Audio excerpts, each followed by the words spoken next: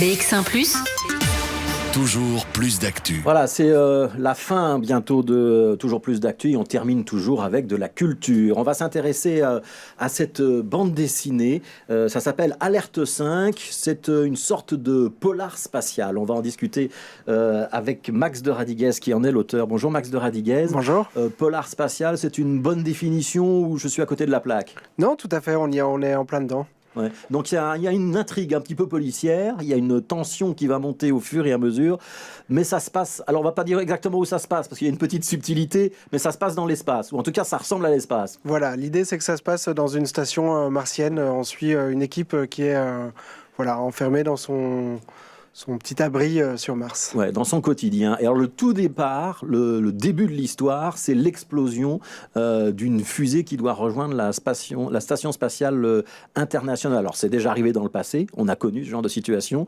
Ce que vous imaginez, c'est que cette fois-ci, c'est un attentat. C'est quoi la source d'inspiration de cette idée de base ? La source d'inspiration, je pense qu'elle vient, comme tout le monde, on a été fortement marqué par les attentats à Paris, à Bruxelles, et aussi toutes les conséquences que ça a eu sur notre quotidien, de toutes les règles qui se sont rajoutées. Pour ceux qui vont souvent en France, on est en Vigipirate depuis 10 ans en France.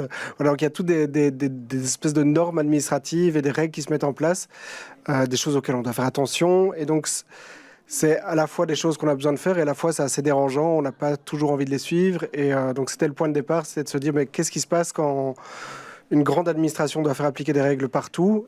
Et partout, ça veut dire aussi dans leurs stations les plus loin, dont Mars. Donc voilà, et donc c'est la NASA qui va donc appliquer ces règles, et c'est le Alerte 5, c'est le niveau 5 de l'alerte, donc c'est le niveau maximum. Ça pose aussi la question, parce que dans votre scénario, donc on parle de terrorisme islamiste, et ça pose aussi la question de l'intégration des personnes de confession musulmane et du fait qu'elles doivent aussi se justifier en permanence. Parce que dans les spationautes que vous avez dessinés sur Mars, il y en a un qui s'appelle Amir, c'est un belgo-marocain, et lui, cette explosion, ça va quand même un petit peu changer sa vie. Hein.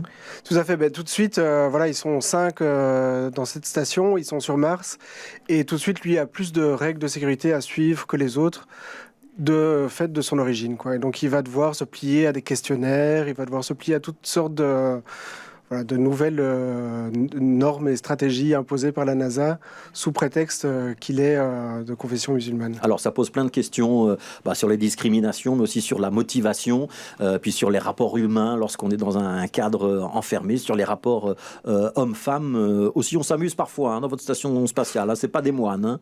Non, mais bon, il faut bien, on a tous vécu le confinement, c'est dur si on fait rien et qu'on s'amuse pas, donc il y a évidemment des moments où ils s'amusent aussi. Voilà, donc il y a un petit peu de sexe et il y a un petit peu d'alcool aussi. Même sur Mars, visiblement. Un petit mot sur votre dessin. On est dans un... Comment est-ce que vous définiriez votre style ? Donc, il y a un style très épuré, comme ça, parfois un petit peu symbolique. Et puis, on a aussi des forts contrastes avec d'autres pages. Je vais essayer d'en trouver une où il y a, par exemple, beaucoup de noir, comme par exemple par ici. Et vous aimez bien aussi un découpage qui permet de relater l'action sans beaucoup de texte. Hein. Vous n'êtes pas un grand fan du texte en bande dessinée. Pour moi, le texte en bande dessinée, ça doit venir pour apporter quelque chose en plus. Mais il y a beaucoup de choses qui peuvent se dire par le dessin. Quand on regarde un film, il n'y a pas tout le temps une voix off qui nous dit ce qu'on voit. Et donc, j'applique le même raisonnement à la bande dessinée. Je pense que le lecteur peut combler beaucoup de vide et se faire... s'approprier beaucoup plus l'histoire quand je lui dis pas tout le temps qu'est-ce qu'il doit regarder et qu'est-ce qu'il doit comprendre. Ouais. On s'identifie le plus à quel personnage vous pensez dans votre BD ? C'est difficile à dire, je pense que ça dépendra des lecteurs. Alors après, moi je suis l'auteur du bouquin et donc je pense que tous les personnages sont un peu moi. Ils viennent tous, c'est tous moi qui les ai créés, et donc j'ai beau être un homme de 40 ans, je m'identifie autant à la jeune coréenne qu'à Amir, que tous les personnages sont proches de moi. Ouais. Alors il y a aussi ce qui se passe dans cette lointaine station spatiale internationale. On va rapatrier les spationautes pour éviter la menace d'un attentat. Vous pensez que ça se passerait comme ça dans la réalité, s'il y avait réellement des menaces terroristes sur la NASA ou sur les missions spatiales, on arrêterait tout d'un coup. Et est-ce qu'il y a eu beaucoup de documentation de votre travail avant de vous lancer dans ce scénario ?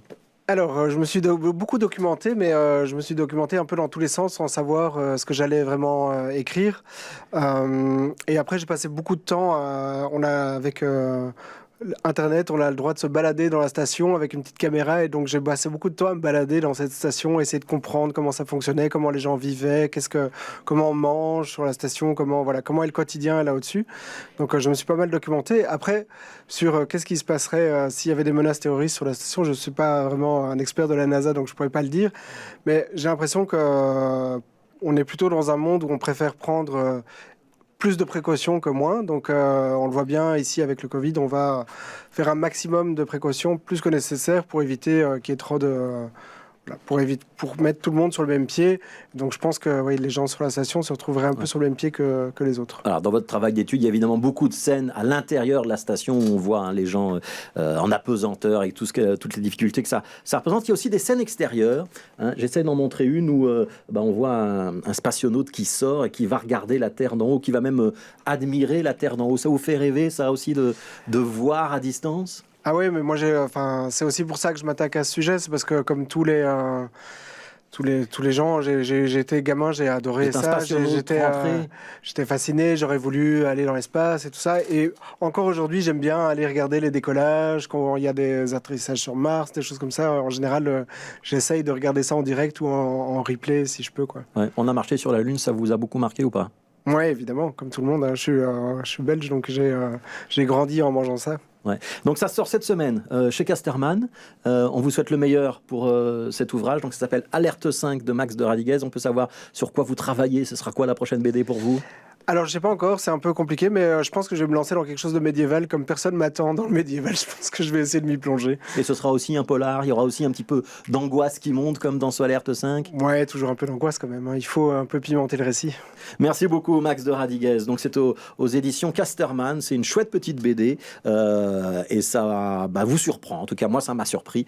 Ça m'a emmené dans une direction que je n'avais pas imaginée au départ. Max de Radiguez, donc Alerte 5. Merci beaucoup d'avoir été avec nous dans ce studio.